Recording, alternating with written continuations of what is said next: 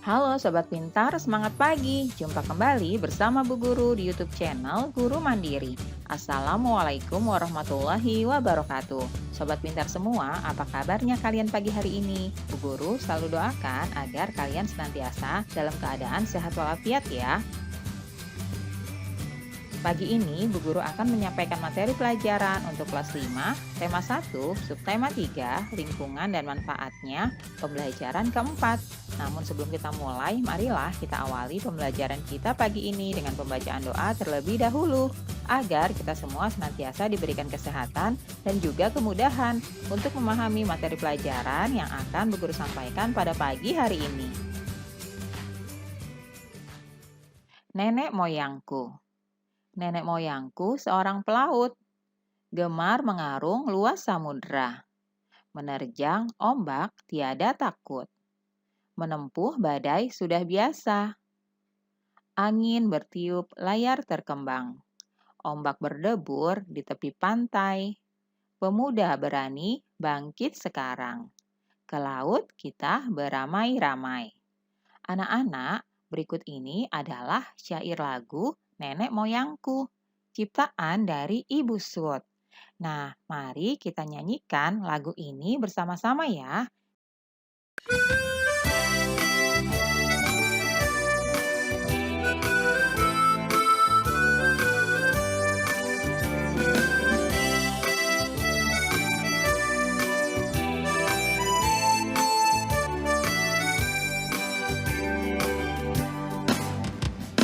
Nenek moyangku seorang pelaut, gemar mengarung luas samudra, menerjang ombak tiada takut, menempuh badai sudah biasa. Angin bertiup layar berkembang, ombak berdebur di tepi pantai, pemuda berani bangkit sekarang, ke laut kita beramai-ramai.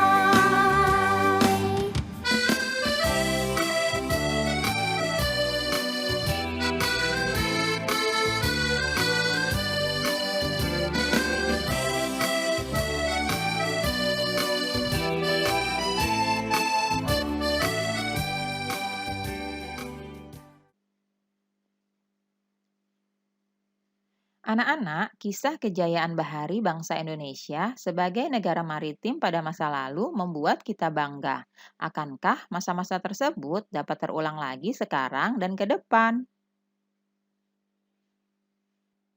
Anak-anak, berikut ini adalah gambar kapal pinisi. Kapal ini berasal dari Sulawesi Selatan. Kapal pinisi, kapal penjelajah dunia. Anak-anak, kalian baca ya bacaan ini dengan seksama. Setelah itu, kita akan menentukan ide pokok dari masing-masing paragrafnya.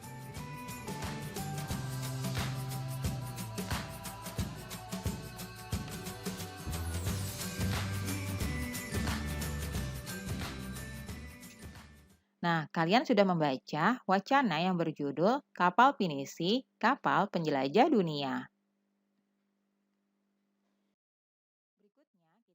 Berikut ini adalah ide pokok paragraf 1. Kapal pinisi adalah sebuah kapal layar kebanggaan masyarakat Sulawesi Selatan. Ide pokok paragraf kedua. Pinisi ini diambil dari nama seseorang yang bernama Pinisi. Ide pokok paragraf ketiga. Kapal pinisi adalah kapal istimewa. Ide pokok paragraf keempat. Upacara atau ritual yang dilakukan dalam membuat kapal pinisi. Ide pokok paragraf kelima. Peluncuran kapal pinisi dilakukan pada saat air laut pasang dan matahari sedang naik. Berikutnya ide pokok paragraf ke-6.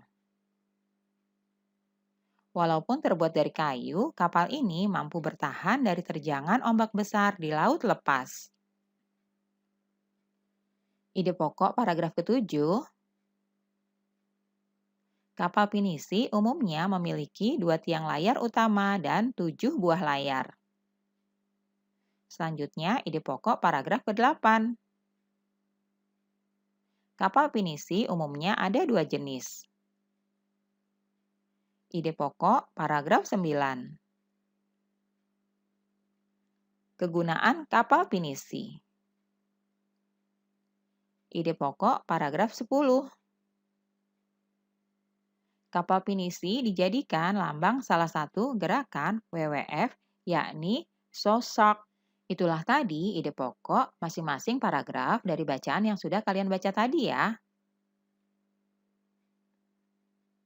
Anak-anak, berikut ini kondisi geografis berupa kepulauan yang terdiri atas lebih dari 13.000 dan tersebar dari Sabang sampai Merauke, mengakibatkan beragamnya budaya bangsa Indonesia. Masing-masing daerah atau pulau memiliki budayanya masing-masing yang berbeda dengan daerah atau pulau yang lain. Budaya antara suku bangsa satu dengan yang lain juga berbeda-beda, seperti bahasa, adat istiadat, tradisi, sistem kepercayaan, dan sebagainya. Berikut ini adalah ciri keragaman budaya lokal Indonesia. Yang pertama, keragaman suku bangsa. Yang kedua, keragaman bahasa. Yang ketiga, keragaman religi atau agama. Dan yang keempat, keragaman seni dan budaya. Keragaman suku bangsa. Suku bangsa di Indonesia diklasifikasikan menjadi 19 suku induk. Keragaman bahasa, Indonesia masuk ke dalam rumpun bahasa Austronesia yang terbagi lagi ke dalam subrumpun dan wilayah-wilayah bahasa. Keragaman religi atau agama, 6 agama yang diakui pemerintah Republik Indonesia yaitu Islam, Katolik, Kristen, Hindu, Buddha, dan Konghucu. Yang terakhir, keragaman seni dan budaya. Salah satu wujudnya adalah kesenian, baik seni sastra, seni tari, seni musik, seni drama, dan sebagainya. Itulah ciri keragaman budaya lokal Indonesia. Berikut ini contoh budaya asli Indonesia. Yang pertama adalah reog. Reog berasal dari daerah Ponorogo, Jawa Timur. Yang kedua, tari kecak. Tari kecak ini berasal dari Bali. Nah, itulah contoh budaya asli Indonesia ya, anak-anak. Selanjutnya, contoh budaya hasil pencampuran dengan budaya luar negeri. Yang pertama adalah keroncong. Awalnya, jenis musik keroncong diperkenalkan oleh bangsa Portugis sebagai sarana hiburan bagi para budak Portugis yang berasal dari Afrika Utara dan India. Jadi, keroncong ini merupakan budaya hasil pencampuran dengan budaya luar negeri ya. Yang kedua, barongsai. Tarian barongsai merupakan salah satu contoh dari budaya Cina yang telah menyebar ke seluruh dunia termasuk Indonesia. Nah, anak-anak, itulah contoh budaya asli Indonesia dan juga contoh budaya hasil pencampuran dengan budaya luar negeri ya. Anak-anak, peta di atas adalah peta jalur penerbangan antar pulau di Indonesia. Sekarang sebutkan bandara-bandara dan lapangan udara di tiap-tiap provinsi di Indonesia. Berikut nama-nama bandara di Indonesia. Kalian bisa membacanya dan bahkan mungkin bisa menghafalkannya agar bertambah pengetahuan kalian. Selanjutnya, peta di atas adalah peta jalur pelayaran antar pulau di Indonesia. Sekarang coba kalian sebutkan ya nama pelabuhan di tiap-tiap provinsi di Indonesia.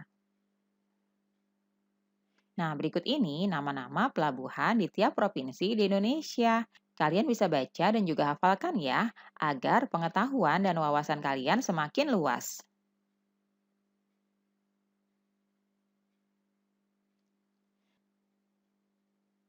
Nah, anak-anak, itulah tadi nama-nama pelabuhan yang terdapat di setiap provinsi di wilayah Indonesia. Anak-anak, kemajuan dan perkembangan bidang transportasi antar pulau akan makin memperkuat persatuan dan kesatuan bangsa. Hal ini sesuai dengan nilai-nilai yang terkandung dalam sila-sila Pancasila. Berikut adalah contoh-contoh kegiatan pengambilan keputusan bersama yang sesuai dengan nilai-nilai Pancasila. Misalnya di sekolah, kegiatan pengambilan keputusan bersamanya antara lain pemilihan ketua kelas, penentuan waktu dan tempat ekstrakurikuler, dan rapat penentuan pengurus koperasi sekolah. Di rumah, contohnya menentukan lokasi liburan keluarga, pembagian tugas di rumah, dan musyawarah saat ada masalah di rumah. Di masyarakat, contohnya pemilihan ketua RT, rapat jadwal dan lokasi kerja bakti, dan pembentukan jadwal ronda. Di negara, contohnya adalah musyawarah anggota DPR dan MPR, kemudian pemilihan presiden dan musyawarah menentukan upah minimum. Itulah contoh kegiatan pengambilan keputusan bersama di masing-masing lokasi ya. Alhamdulillah anak-anak, pembelajaran hari ini sudah selesai. Terima kasih sudah menyaksikan video pembelajaran pada pagi hari ini. Semoga bermanfaat ya buat kalian semuanya. Sampai jumpa lagi pada video pembelajaran selanjutnya. Salam sehat dan tetap semangat. Wassalamualaikum warahmatullahi wabarakatuh.